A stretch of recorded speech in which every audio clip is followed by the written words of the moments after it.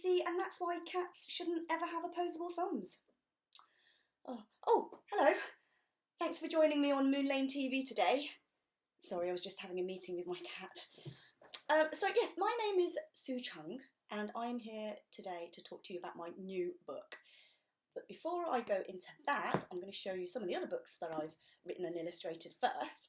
So this one's actually called When Angus Met Alvin, and it's a picture book, and it's about a couple of aliens who fall out and then make friends again. And then there's this one here called Bob and Rob, and this one's about a robber and his dog, and the dog doesn't really want to be the robber's dog for obvious reasons.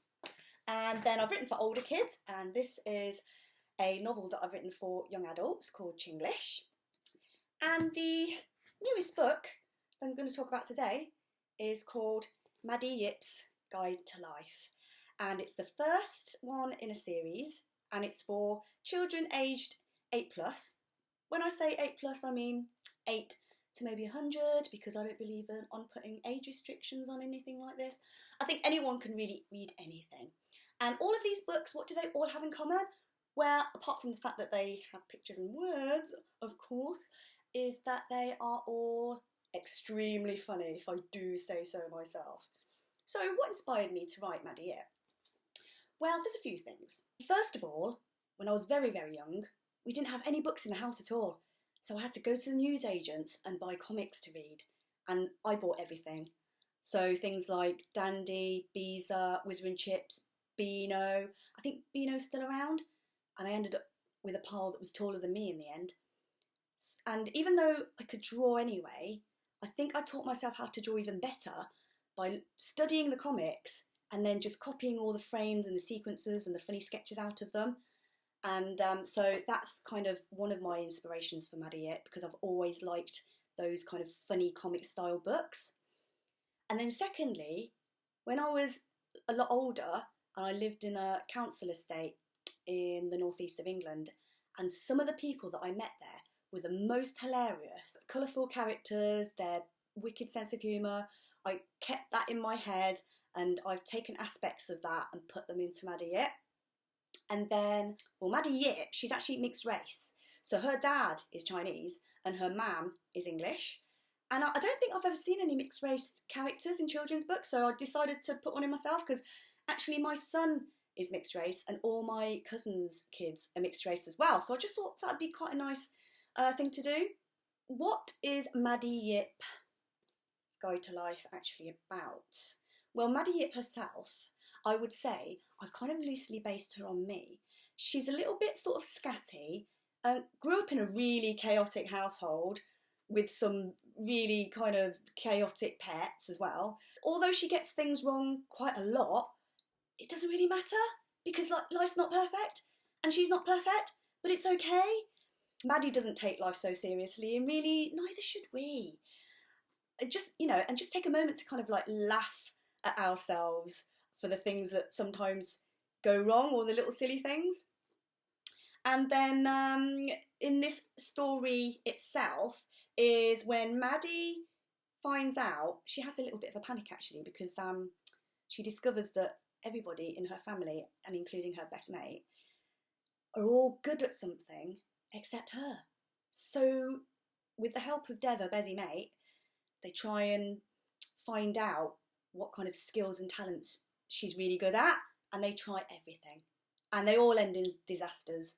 So things like baking really disgusting cakes, or trying to play a musical instrument, or breakdancing.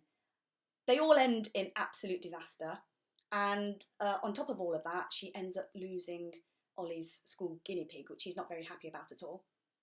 But by accident, right at the very end, she does find out what she's good at. And in fact, it's something very simple. It is her ability to just make people laugh, and that's it. And you know what? That's such a great talent to have, isn't it? So while you're reading Maddy Yip, I think maybe a good thing to do is think about what your talent is, if you've got one.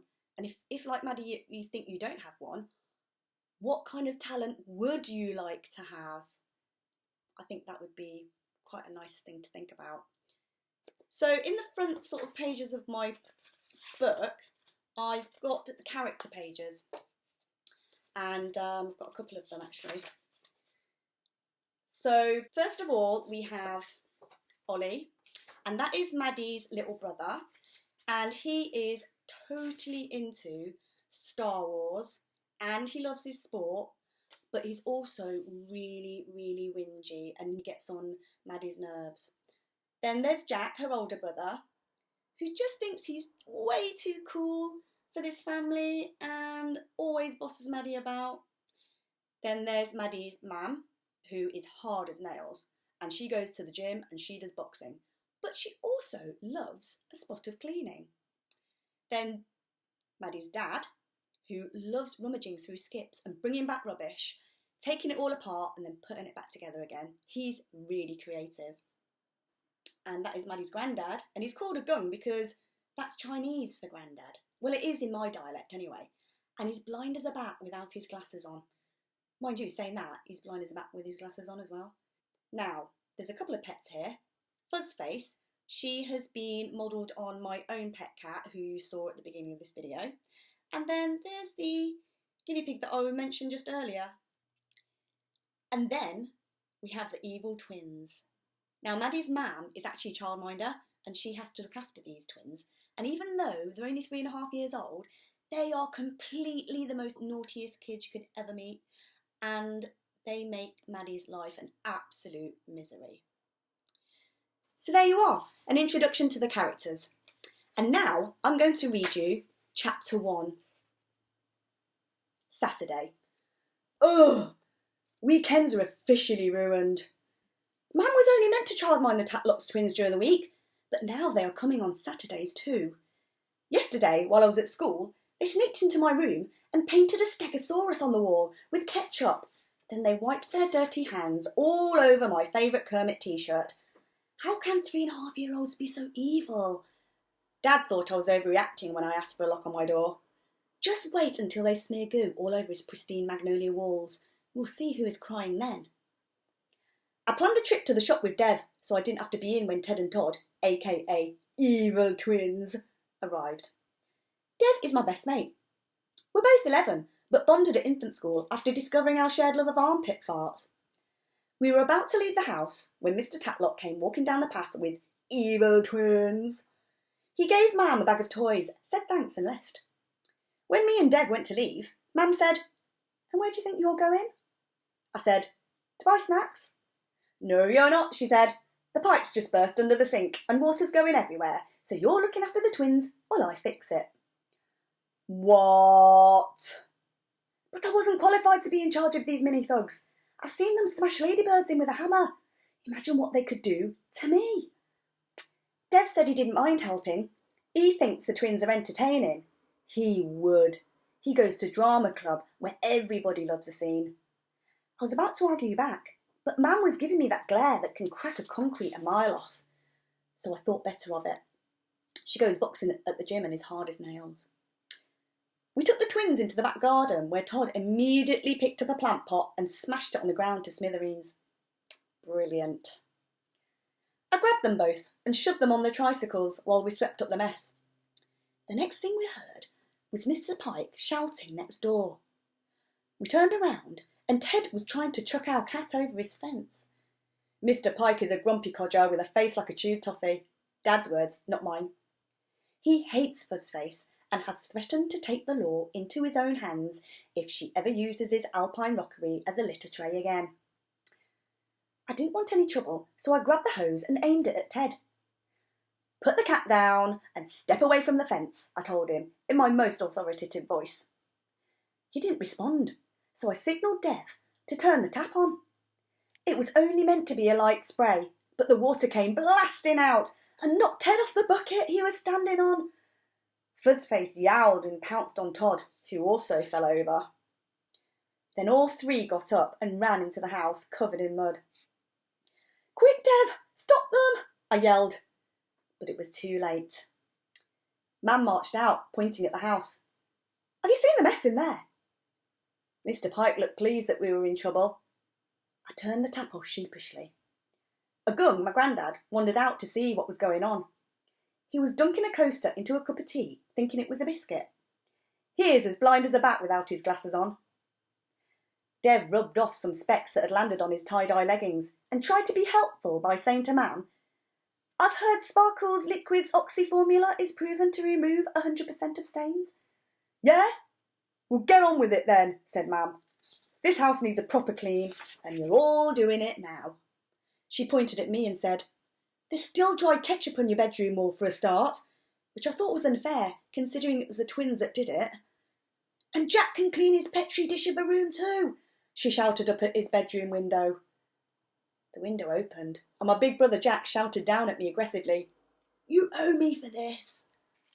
He is 14 and trying to grow a moustache. He was probably mad at me because he planned to go to town to impress some girl with the 3 wispy chin hairs and monobrow he has managed so far. Dev shuffled out of the side gate and sang out, "See ya, wouldn't wanna be ya." So much for being a loyal friend. While Mam cleaned up evil twins, I had to clean the living room. It seemed like a relatively easy job until I saw the billion cat paw prints on every single surface. My arm was aching by the time I got to the cabinet. I am not cut out for manual labour. I am only 4'6". The cabinet is full of trophies and prizes. Ollie, my little brother, has the most. 1 for swimming, 1 for football, and 1 for hacky sack, whatever that is. I noticed he didn't have 1 for biggest blabbermouth though. He is excellent at that. Jack has 2 framed school certificates. Mam has a boxing medal, and a gun has a best exotic vegetable rosette. Dad doesn't have a prize. He's got a silver tankard with a miniature schnauzer on it that he hand-etched himself. He is dead creative. It was then that I suddenly realised, all my family are good at something, except me. I tried to think if I had any talents. I did knit a scarf once. It never got finished, so I gave it to Dad for Christmas as a bookmark. I tried roller skating too, but could only go in one direction. And unfortunately, that direction was straight into a gigantic bramble bush. It took Mam a whole day to tweeze the thorns out of my shins. I was trying to think of more things when Dad appeared with a hoover. "I didn't realise the carpet was this colour underneath all this dirt," he commented, surprised. He is not used to tidying.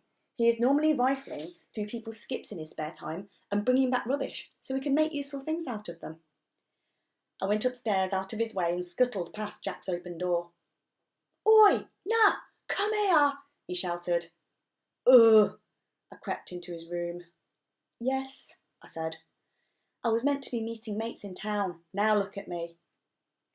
He was holding a pink feather duster, so I couldn't look at him without laughing in his face. Nut, by the way, sounds like an affectionate term, but it's not. He calls me that because I once got a roasted peanut wedged up my nose when I was 5. I nearly got taken to hospital, but Dad threw pepper in my face and I sneezed it out. Jack thought it was so gross, he has never let me forget about it since. And now I've decided not to do a writing exercise with you, but a draw along. Now, I know that a lot of people, when I say those words, they're like, "Oh my gosh, I can't draw." But I'm going to prove to you now that you can. Even to you who think that you can't draw at all, not a thing, not even a stick man, okay? Because cartoons are brilliant because you only need a few simple lines to get your idea across. That's the magic of them. So grab a pen and paper and follow me. Now I thought we'd draw one of the evil twins because they're quite easy to do. First of all, you start off with an oval shape like that for the head. Then imagine a line going across the middle here where the eyes will go, and they're smaller circles that go like that with the little dots inside of them. Then we can put some curly eyebrows over the top of the eyes, and then a little nose like that, and a nice smiley mouth, a nice deceiving smiley mouth because they're a little bit evil. And then on either side of the eyes, you've got the ears, and then the hair. Now, I always draw 10 spikes for the hair, but you can do as many as you like. And because this is Ted and not Todd, he's the one with the snot hanging out of his nose. Well, it's been absolutely brilliant spending time with you on Moon Lane TV today. and I really hope you enjoy reading Maddy Yip. And so it's goodbye from me, and it's goodbye from him. Goodbye.